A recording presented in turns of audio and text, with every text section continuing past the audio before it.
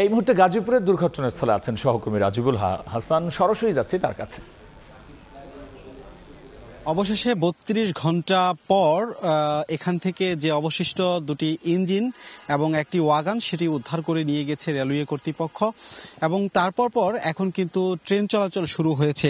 রাজধানীর সঙ্গে ময়মনসিংহ উত্তরবঙ্গের যে রেল যোগাযোগ সেটি কিন্তু চালু হয়েছে। কিছুক্ষণ আগেই এখান দিয়ে একটি ট্রেন চলে গিয়েছে।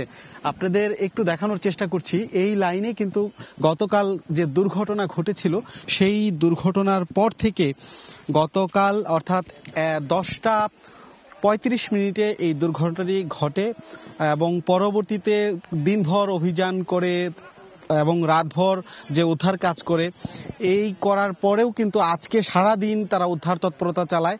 সবশেষ 6টা 30 মিনিটের দিকে এইখান থেকে যে বগিগুলো সেগুলো উদ্ধার করে নিয়ে যাওয়া হয়।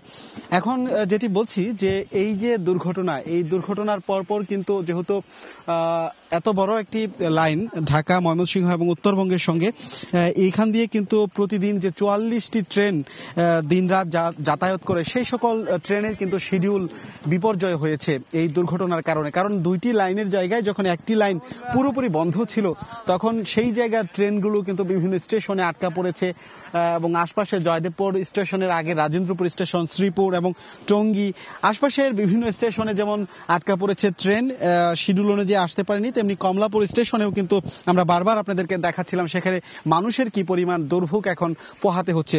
এর কারণ এই যে দুর্ঘটনা ঘটার কারণে লাইন স্বাভাবিক হয়েছে, কিন্তু লাইন স্বাভাবিক হলেও মানুষের দুর্ভোগ কিংবা এই ট্রেনের শিডিউল স্বাভাবিক হতে বেশ সময় লেগে যাবে। হয়তো আগামীকাল কয়টা নাগাদ আসলে ট্রেনের শিডিউল স্বাভাবিক হয় সেটি বলা মুশকিল। তবে ট্রেন চলাচল শুরু হয়েছে।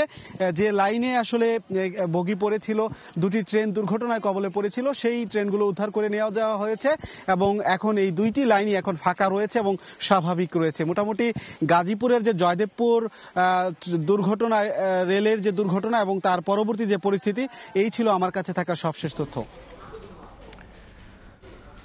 রেল দুর্ঘটনার পর শিডিউল বিপর্যয়ের সবশেষ নিয়ে আমরা সরাসরি ছিলাম দুর্ঘটনা।